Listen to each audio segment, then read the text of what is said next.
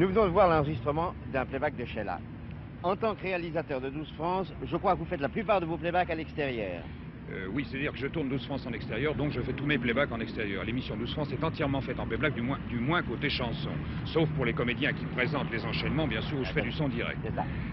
C'est indispensable d'ailleurs. On ne peut pas imaginer de faire une chanson normalement. D'abord, il faudrait débarrasser l'orchestre, il faudrait apporter l'orchestre, c'est-à-dire en général 16 ou 18 musiciens, plus les chœurs, car les chansons nouvelles, vous savez, il y a énormément de chœurs, il y a des effets de son, on travaille beaucoup en recording, et en plus de ça, ce n'est pas pensable de faire une émission, par exemple ici, une chanson ici, avec le bruit des voitures, avec la pluie qui est tombée tout à l'heure, et ainsi de suite. Enfin, c'est indispensable, c'est indispensable, et parce que ça me permet de faire promener mes chanteurs, faire n'importe quoi, être sur un plan très très large et tout, sans le problème du micro qui doit suivre.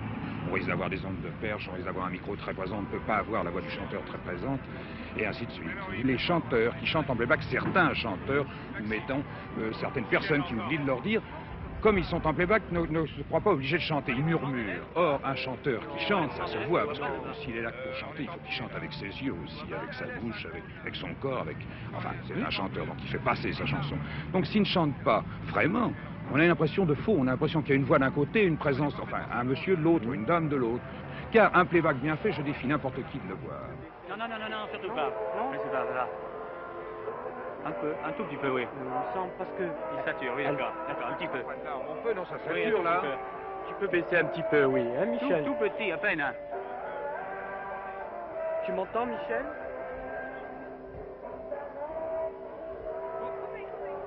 Alors... 36. Au départ, au début. Non, mais on va la faire partir de plus loin, parce qu'elle est en avance, de toute façon. Bon, alors tu me dis où il faut qu'elle soit au départ. Dehors, il y a du vent, mais j'aurai jamais les pieds. Ça va? Tu es bien réveillé? Ah bah avec l'herbe, non. Avec l'herbe, c'est pas possible. Mais il faut que je gagne 4 ou 5 mètres, moi. Bon, oui, bah moi ça m'arrange Alors, aussi. Bon. Bon. Caro, On peut rien faire. Pour les cheveux? Recule. Non, mais attends. Faut dégager le champ, Je ferai si tu essaies de faire quand tu arrives. Tu as trouvé qu'elle était bien, là, Mais non, derrière, un petit peu derrière, c'est beaucoup plus exactement comme charmant. il s'est mis. Bon, C'est alors, beaucoup mieux. Comme tu t'es mis. Et pas trop loin de là, hein, je suis là. le téléspectateur dit c'est quand même extraordinaire. On voit quelqu'un tout seul dans la nature, et brusquement il apparaît, et derrière il y a un chœur, des orchestres, il y a quelquefois même des grandes orgues. Oui. Qu'est-ce que vous en pensez, vous, de ce... Là, c'est un... Alors, disons qu'il y a un problème artistique, un problème technique. Oui. Il est bien évident que ça appartient à la fiction, je crois, du spectacle. Il est bien évident qu'ici, on ne peut pas avoir l'orchestre de Sheila avec elle. D'abord parce qu'il y aurait là des problèmes de prise de son, alors Oui. pratiquement insolubles. Là. À cause des bruits, à cause du vent, à cause de l'acoustique, à ce moment-là, qui deviendrait très importante. Oui. Parce que faire une prise de son musicale en plein air, on s'est livré à ce genre d'expérience, ça n'a jamais donné de résultat extraordinaire, parce que les musiciens s'entendent mal, le chanteur n'entend pas les musiciens. Alors, je pense d'ailleurs qu'on ne trouverait pas un seul artiste actuellement qui accepterait ces conditions de travail.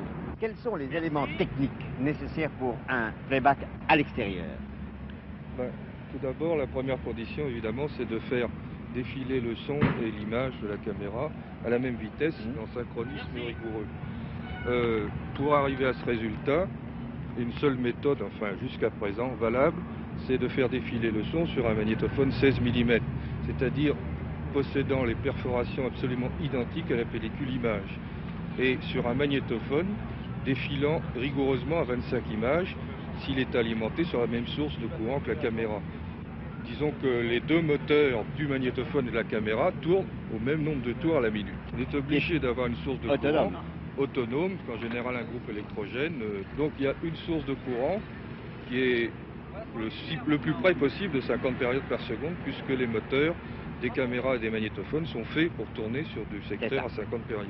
Le problème, c'est de conserver, si vous voulez, la qualité de la bande sonore primaire. Donc, on diffuse cette bande sonore et il faut qu'elle soit identique à la bande qui passera à l'antenne. Et c'est-à-dire qu'il ne faut pas qu'il y ait de copies qui interviennent entre-temps. C'est donc pourquoi cette méthode de playback qu'on applique ici sauvegarde l'enregistrement primaire, puisque on est sûr que la bande originale et la bande qui est diffusée ici sont rigoureusement identiques et seront identiques au point de vue vitesse à l'image qui a été tournée.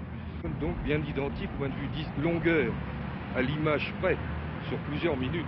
Quels sont les problèmes qu'impose le playback en extérieur? Le playback en extérieur impose déjà une diffusion si vous voulez, à un niveau sonore assez élevé. Là, dans le cas précis que nous venons de voir, Sheila est très loin.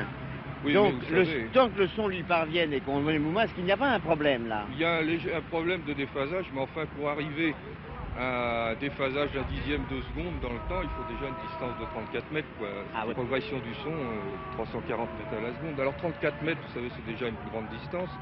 Et puis, comme la prise de vue est découpée en plans séparés relativement courts, les monteurs, enfin le monteur a toujours la possibilité de recaler les plans, les mouvements des lèvres sur la chanson. Elle est bien placée là? Oui.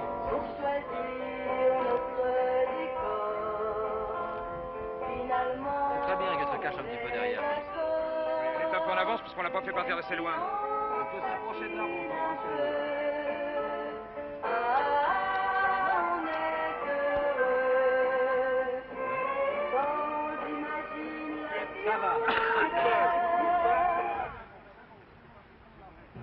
Le playback, quand il est fait avec beaucoup de soin, avec beaucoup d'attention et Oui. beaucoup de détails, Oui. doit donner normalement satisfaction aux téléspectateurs Oui. mieux qu'un enregistrement direct, compte tenu du fait qu'on sort dans la nature. Oui, et on pourrait, si vous voulez, alors compliquer un peu la chose, si c'est une question de temps. Alors après, au montage, on pourrait y ajouter des ambiances, si vous voulez, recréer le climat sonore du décor dans lequel on se trouve et l'ajouter un peu au son de la chanson, en faire un mélange pour, si vous voulez, ramener sur un peu vers la réalité, ce qui est D'accord, tout à fait d'accord. la fiction.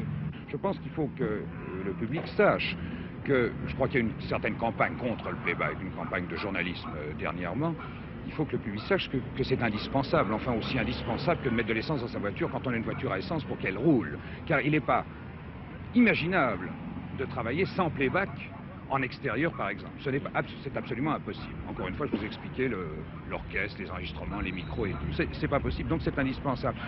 Prenons un exemple connu, si vous voulez, dans My Fair Lady, non seulement toutes les chansons sont en playback, bien sûr, puisque quand Madame Audrey Hepburn est dans un plan gigantesque, elle est toute petite dans le fond du champ, où voulez-vous que l'ingénieur du son mette son micro sans qu'il soit dans le champ? Justement, on ne peut pas imaginer non plus que le micro de l'ingénieur du son soit dans le champ. Les gens ne le supporteraient pas, ils ne voient pas les micros au cinéma. Et qui plus est, entre parenthèses, Madame Audrey Hepburn ne chante pas elle-même, c'est une autre chanteuse qui chante comme dans les parapluies de Cherbourg de demi. Donc je suis tout à fait pour le playback. Avance, avance toujours, avance. Va un peu sur ta droite maintenant. Non, toujours avance. Sur ta droite. Ta droite.